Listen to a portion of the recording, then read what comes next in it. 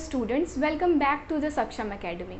हम लोग class 10th का फर्स्ट चैप्टर डिस्कस कर रहे हैं जो कि है केमिकल रिएक्शन एंड इक्वेशन। और इस चैप्टर में हम लोगों ने सारे पॉइंट्स पढ़ लिए हुए हैं। सारे पॉइंट्स के साथ साथ जो इम्पॉर्टेंट एक्टिविटी क्वेश्चंस होते हैं वो भी मैंने आप लोगों को लास्ट वीडियो में बता दिया है। अगर आप लोगों ने पहले की वो वीडियोस नहीं देखी हैं तो go and check it out. और आज की जो वीडियो है उसमें हम लोग कुछ इंपॉर्टेंट क्वेश्चंस के बारे में डिस्कस करेंगे जो बोर्ड पॉइंट ऑफ व्यू से काफ़ी ज़्यादा इंपॉर्टेंट है।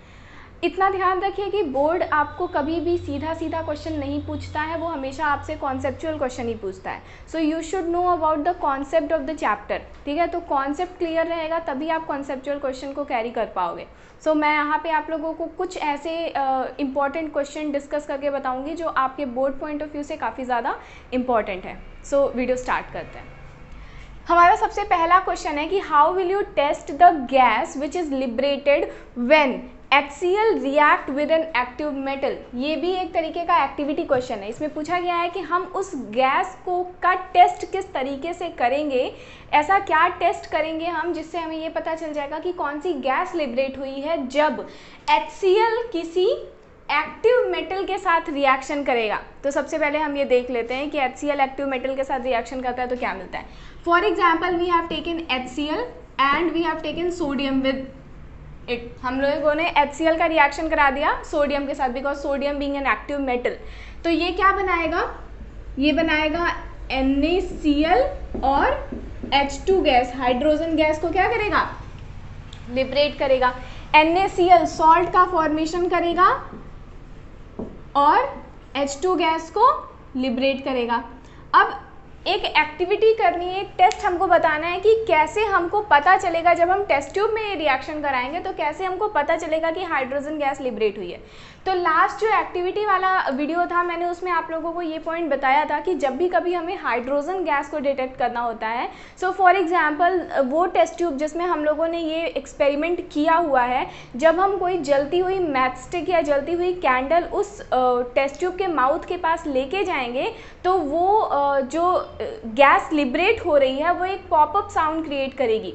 ठीक है, और वो पॉपअप साउंड जो होगा वो हमें ये क्लियर कराएगा कि जो गैस लिबरेट हुई है वो गैस कौन सी है, हाइड्रोजन गैस है। ठीक है, so we have to just bring a candle or a burning matchstick to the mouth of the test tube, और उसके बाद अगर पॉपअप साउंड रिलीज होता है तो फिर हमें ये पता चल जाएगा कि हमारा जो गैस है वो कौन सा है, हाइड्रोजन गैस है। तो हाइड्रोजन गैस को पता लगाने का सबसे आसान तरीका यही है। ठीक, सो this is your first important question. Now come to the second question. The second question is define combination reaction and state the difference between combination and decomposition reaction. Combination reaction और डिकम्पोजिशन रिएक्शन, इन दोनों को ही आप इनके word से guess कर सकते हो कि क्या होता है। कॉम्बिनेशन यानी कि कंबाइन करना, डिकम्पोजिशन यानी कि तोड़ना।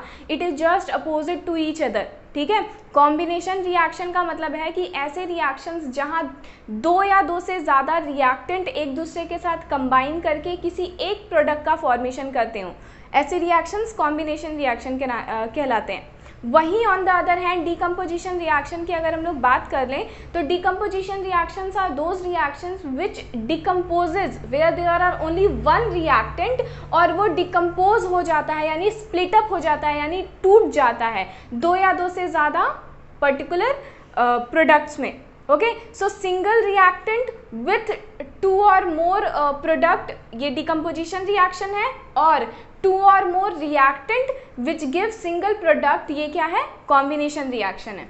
समझ में आया। जैसे अगर हम लोग बात कर लें, एक एग्जाम्पल एक ही दूंगी और आपको वो दोनों रिएक्शंस को समझा दूंगी। देखो for example we have taken hydrogen, मैं बैलेंस करके नहीं लिखूंगी क्योंकि आपको बैलेंस करना है। For example we have taken hydrogen and oxygen with us, और ये दे क्या रहा है,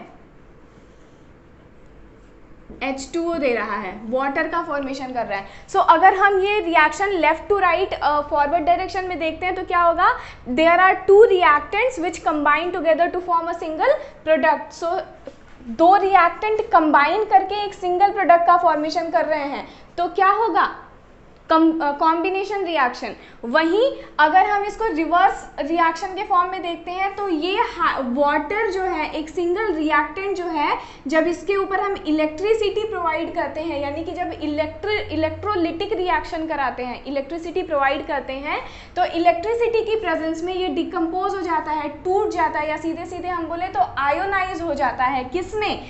हाइड्रोजन में और ऑक्सीजन में। यानी कॉम्बिनेशन रिएक्शन के time there were 2 reactants and a single product, लेकिन डिकम्पोजिशन रिएक्शन के time there is a single reactant which decomposes into 2 और मोर देन 2 प्रोडक्ट्स। समझ में आया? So this is the difference between combination reaction and decomposition reaction. Combination reaction, there are A plus B goes to AB, there are 2 reactant, single product, whereas decomposition reaction there is AB goes to A plus B, मतलब there are single reactant which give us to more than 2 products. Okay, now the third question is discuss redox reaction in detail. हम लोगों ने redox reaction को बहुत ही ज़्यादा detail में जब हम टॉपिक पढ़ रहे थे तो पढ़ा हुआ है। रिडॉक्स रिएक्शन क्या होता है? रिडॉक्स रिएक्शन जो है ये एक तरीके से हम बात करें तो 2 रिएक्शन का कॉम्बिनेशन है। There are 2 reaction which is present in the redox reaction. यहाँ रेड जो है ये रिडक्शन रिएक्शन से लिया गया है और ऑक्स जो है ये ऑक्सीडेशन रिएक्शन से लिया गया है। ओके, सो रिडॉक्स रिएक्शन साइमल्टेनियसली क्या है? रिडक्शन रिएक्शन है और ऑक्सीडेशन रिएक्शन है। समझ में आया? एक एग्जांपल देती हूँ और उस एग्जांपल से आप लोगों को क्लियर हो जाएगा कि क्या बात हो रही है। ठीक है, फॉर एग्जांपल हमारे पास है कॉपर ऑक्साइड। ठीक है, वी हैव कॉपर ऑक्साइड और हम इसका रिएक्शन करा रहे हैं H2 के साथ, तो ये क्या देगा? Copper plus H2O। ठीक है, तो ये हुआ हमारा रिएक्शन। अब देखो हुआ क्या, कॉपर जो है ये रिएक्टेंट, हमको हमेशा प्रोडक्ट में देखना होता है कि क्या हुआ क्या नहीं हुआ। ऑक्सीडेशन और रिडक्शन क्या होता है? ऑक्सीडेशन और रिडक्शन, पहले ये समझ लीजिए। ऑक्सीडेशन का मतलब है ऑक्सीजन की एंट्री या फिर हाइड्रोजन का removal. So a reaction where oxygen enter or hydrogen removed, they are known as oxidation reaction। यानी ऑक्सीजन की एंट्री हो या फिर हाइड्रोजन क्या हो? रिमूव हो जाए, ये ऑक्सीडेशन रिएक्शन है। Vice versa reduction is just opposite, where hydrogen enter और ऑक्सीजन रिमूव। ऐसे रिएक्शन जो होते हैं वो रिडक्शन रिएक्शन कहलाते हैं। तो यहाँ देखो क्या हो रहा है, कॉपर ऑक्साइड जो है ये रिएक्टेंट में अपने पास ऑक्सीजन रखा हुआ है। ठीक है, लेकिन जब हम प्रोडक्ट में जा रहे हैं तो यहाँ से ऑक्सीजन क्या हो जा रहा है? रिमूव हो जा रहा है ना। तो यहाँ पे ऑक्सीडेशन क्या होगा? ऑक्सीडेशन या रिडक्शन? रिडक्शन होगा। क्यों रिडक्शन होगा? बिकॉज ऑक्सीजन रिमूव हो रहा है, ऑक्सीजन एग्जिट कर रहा है। ठीक है, वहीं अगर हम हाइड्रोजन की बात करें तो hydrogen in the reactant does not contain oxygen, लेकिन प्रोडक्ट में इसके पास क्या आ गया? ऑक्सीजन आ गया। So here it is oxidation reaction. कौन सा रिएक्शन है यहाँ पे? Oxidation reaction. और simultaneously this whole reaction is known as what? Redox reaction, जहाँ ऑक्सीडेशन भी हो रहा है और रिडक्शन भी हो रहा है। समझ में आया? रिडॉक्स रिएक्शन में एक चीज़ और बहुत इंपॉर्टेंट है जो है रिड्यूसिंग एजेंट और ऑक्सीडाइजिंग एजेंट। जो सब्सटेंस ऑक्सीडाइज करता है वो रिड्यूसिंग एजेंट के नाम से जाना जाता है और जो सब्सटेंस रिडक्शन करता है वो ऑक्सीडाइजिंग एजेंट के नाम से जाना जाता है। It is just opposite. For example हमने देखा कि कॉपर ऑक्साइड जो है ये प्रोडक्ट में जाके रिड्यूस कर रहा है, यानी कि रिडक्शन कर रहा है। तो खुद को रिड्यूस करके दूसरे को ऑक्सीडाइज कर देने वाला जो एलिमेंट होता है, जो कंपाउंड होता है, वो ऑक्सीडाइजिंग एजेंट के नाम से जाना जाता है। So here copper oxide will be known as oxidising agent. समझ में आया? जो खुद रिडक्शन करे वो ऑक्सीडाइजिंग एजेंट होगा, वहीं जो खुद ऑक्सीडाइज कर दे, जो खुद ऑक्सीडाइज करके दूसरों का रिडक्शन कराए वो क्या होगा, रिड्यूसिंग एजेंट होगा. So here hydrogen will be named as reducing agent. समझ में आया? रिडक्शन क्या होता है, ऑक्सीडेशन क्या होता है, ऑक्सीडाइजिंग एजेंट और रिड्यूसिंग एजेंट क्या क्या होते हैं, समझ में आ गया? ठीक है. जो ऑक्सीजन एग्जिट करा ले या फिर हाइड्रोजन इन करा ले वो रिडक्शन, जो ऑक्सीजन एंट्री करा ले या फिर हाइड्रोजन को रिमूव करा दे वो ऑक्सीडेशन. रिडक्शन करने वाला हमेशा ऑक्सीडाइजिंग एजेंट होगा और ऑक्सीडेशन करने वाला हमेशा रिड्यूसिंग एजेंट होगा. समझ में आ गया? So this is all about redox reaction. Now come to the fourth question which is give reason. हमें रीजन देना है why it is needed to balance a chemical equation. ऐसा क्यों कहा जाता है कि हमें एक केमिकल रिएक्शन को हमेशा बैलेंस करके चलना. अभी मैंने आप लोगों को जब एक रिएक्शन बताया था तो मैंने बोला ये बैलेंस नहीं है, आपको इसको बैलेंस करना है. सो ऐसा ज़रूरी क्यों है कि हमें एक रिएक्शन बैलेंस करना है? ऐसा इसलिए ज़रूरी है क्योंकि हम लोगों ने क्लास 9th में पढ़ा हुआ है law of conservation of mass. Law of conservation of मास जो है ये 3 केमिकल लॉज में से एक लॉ है. There are 3 main chemical laws which are law of conservation of mass, law of multiple proportion and law of definite proportion. ये 3 chemical laws हैं जिसमें से सबसे पहला लॉ है लॉ ऑफ कंजर्वेशन ऑफ मास. अब ये देखते हैं कि लॉ ऑफ कंजर्वेशन ऑफ मास क्या कहता है. लॉ ऑफ कंजर्वेशन ऑफ मास ये कहता है कि किसी भी केमिकल रिएक्शन में कभी भी कोई भी मैटर न तो क्रिएट किया जा सकता है और न ही डिस्ट्रॉय किया जा सकता है. We can only transfer it from one form to another, we can only convert its form. ठीक है, हम उसे क्रिएट नहीं कर सकते हैं और न ही हम उसे डिस्ट्रॉय कर सकते हैं. For example if we have taken hydrogen and oxygen, so we can only transform its form. हम सिर्फ इस गैस को, दोनों गैस को मिला के लिक्विड यानी वाटर में सिर्फ कन्वर्ट कर सकते हैं. न ही हमने हाइड्रोजन बनाया न ही हमने ऑक्सीजन बनाया, ये दोनों इन्वायरमेंट में नेचुरल एग्जिस्ट करते हैं. समझ में आया? So law of conservation of मास यही कहता है कि किसी भी केमिकल रिएक्शन में कभी भी कोई भी जो मैटर है वो न तो क्रिएट किया जा सकता है और न ही उन्हें डिस्ट्रॉय किया जा सकता है. यानी left hand side should always be equal to right hand side. For example if there are 2 hydrogen there should be 2 hydrogen, if there are 2 oxygen there should be 2 oxygen. Otherwise ये reaction क्या है, गलत है. तो reaction सही अब हुआ जब there are 4 hydrogen, here also 4 hydrogen, here is 2 oxygen and here also 2 oxygen. अब जाके ये केमिकल रिएक्शन क्या हुआ, बैलेंस हुआ और अब जाके ये केमिकल रिएक्शन सही हुआ. सो केमिकल रिएक्शन को बैलेंस करने के लिए करने का रीज़न यही है that every chemical reaction should follow the law of conservation of मास. अगर कोई केमिकल रिएक्शन बैलेंस नहीं है तो लॉ ऑफ कंजर्वेशन ऑफ मास को वो फॉलो नहीं करता. Okay Okay, so the next questions are, the next question is give any 2 ways to prevent rancidity. Rancidity को prevent करने का कोई 2 तरीका बताना है. So first of all we should know about what is rancidity. Rancidity यानी कि जब ऑक्सीडेशन होता है हमारे फूड स्टफ्स के अंदर, we all know that food stuffs contain oil and fat in them. उन ऑयल और फैट के साथ जब ऑक्सीजन का रिएक्शन, इन्वायरमेंट के ऑक्सीजन का रिएक्शन होता है यानी कि ऑक्सीडेशन की प्रोसेस होती है, सो वो फूड स्टफ्स जो होते हैं वो कुछ बैड स्मेल और बैड टेस्ट देने लगते हैं, जो प्रोसेस रेंसिडिटी के नाम से जानी जाती है. रेंसिडिटी जो होता है ये अक्सर हमारे खाने को ख़राब कर देता है और उसे खाने लायक नहीं छोड़ता है. इसके अंदर से जितने भी न्यूट्रिएंट्स होते हैं वो सारे के सारे न्यूट्रिएंट्स खत्म हो जाते हैं when the food get rancid. Okay, so rancidity को प्रिवेंट करने के लिए there are many ways to prevent rancidity, but we have to know the 2 ways which the question asking. The first important way to prevent rancidity is we should add some amount of antioxidant in the food. हमें food के अंदर जो भी हमारा food stuff है उसके अंदर कुछ एंटीऑक्सीडेंट्स ऐड करने चाहिए. जो एंटीऑक्सीडेंट्स जो होते हैं वो ऑक्सीडेशन की प्रोसेस को होने से रोकते हैं, यानी ऑक्सीडेशन की प्रोसेस नहीं होगी, ऑक्सीजन एंट्री नहीं करेगा तो फूड स्टफ्स हमारे ख़राब नहीं होंगे. सो एंटीऑक्सीडेंट्स का यूज़ करना ये बहुत ही ज़्यादा अच्छा ऑप्शन होता है हमारा ऑक्सीडेशन यानी रेंसिडिटी की प्रोसेस को रोकने के लिए. Second one is to vacuum pack the food stuff. जब भी अगर फैक्ट्रीज में आप देखो तो काफ़ी सारे ऐसे फूड स्टफ्स होते हैं जिन्हें वैक्यूम पैक किया जाता है।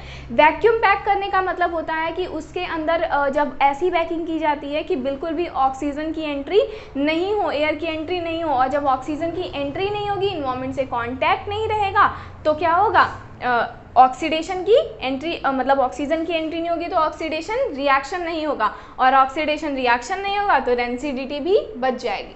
So 2 important ways to prevent rancidity is first to add some antioxidants in the foodstuffs, and second to vacuum pack the foodstuffs. Okay. Now come to the next question which is define corrosion. Corrosion को define करना है। जैसे हम लोगों ने अभी rancidity की बात की कि rancidity is a type of oxidation reaction, उसी तरीके से corrosion is also a type of oxidation reaction। अक्सर हम लोग देखते हैं कि हमारे आसपास कुछ आयरन के पार्टिकल्स प्रेजेंट होते हैं जो इन्वायरमेंट में अगर हम उन्हें बहुत टाइम तक रख देते हैं तो इन्वायरमेंट में प्रेजेंट ऑक्सीजन और मॉइस्चर के कांटेक्ट से वो कोरोड कर जाते हैं, यानी कि उनके ऊपर एक रस्ट सा लग जाता है, एक ब्राउनिश रेडिश ब्राउन लेयर सा लग जाता है जिसे हम रस्ट कहते हैं, और इस प्रोसेस को हम रस्टिंग कहते हैं। सो कोरोजन स्पेशली बहुत काफ़ी सारे मेटल्स में होता है, जैसे आप लोगों ने सिल्वर में देखा होगा, कॉपर में देखा होगा, एल्यूमिनियम में देखा होगा, आयरन में देखा होगा।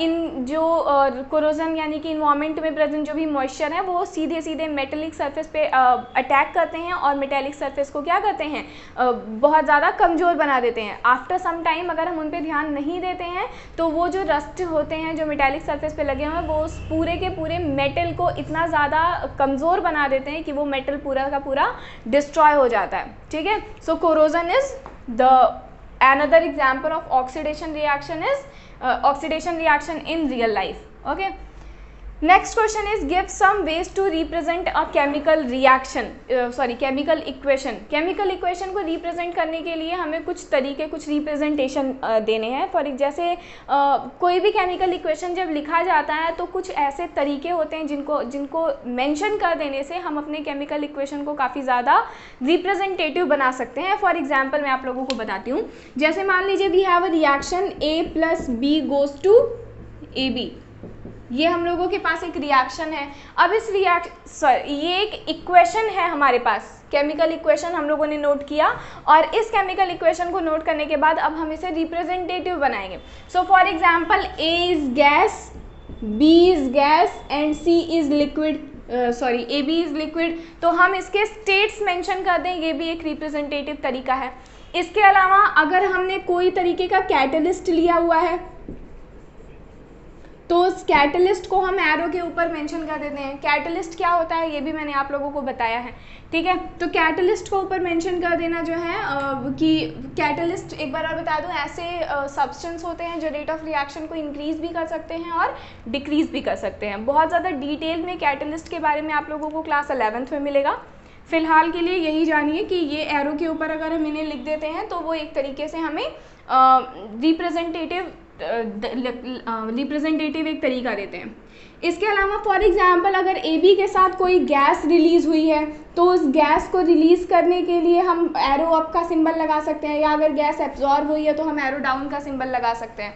यहाँ पे अगर हमने हीट प्रोवाइड किया हुआ है तो हीट के लिए डेल्टा, अगर सनलाइट प्रोवाइड किया है तो इसके लिए H, या फिर सनलाइट जो भी हम लोगों ने प्रोवाइड किया हुआ है उसको एरो के ऊपर लिख देना। ये एक तरीके से रिप्रेजेंटेटिव तरीका है किसी भी केमिकल इक्वेशन को और ज़्यादा इंफॉर्मेटिव बनाने के लिए कि हमने कौन कौन सी चीज़ें उसके अंदर यूज़ की हैं। Okay, now the next question is how chemical reaction is different from chemical equation. Okay, अक्सर हम लोग केमिकल रिएक्शन, केमिकल इक्वेशन कहीं पे भी बोल देते हैं, लेकिन ये दोनों अंतर है, इन दोनों चीज़ों में अंतर है। केमिकल रिएक्शन, अगर मैं आपसे ये बोलूँ कि हाइड्रोजन और ऑक्सीजन को एक दूसरे के साथ कंबाइन करके वाटर का फॉर्मेशन कर दिया गया, so it is a chemical reaction which is happening in between hydrogen and oxygen to form water. But अगर हमको इसको लिखना हुआ दैट इन रिप्रेजेंटेटिव फॉर्म, या फिर मैं बोल दूँ कि एक स्केलेटल केमिकल रिएक्शन की तरह, तो हम इसके फॉर्मूले के बेसिस पे H2 + O2 goes to H2O ऐसे जब हम लिख रहे हैं तो यहाँ पे हम क्या कर रहे हैं, एक इक्वेशन रिप्रेजेंट कर रहे हैं. So here it will be named as chemical equation. तो जो रिएक्शन हो रहा है वो केमिकल रिएक्शन, अगर हम बोले कि ऑक्सीजन और hydrogen and oxygen, hydrogen plus oxygen,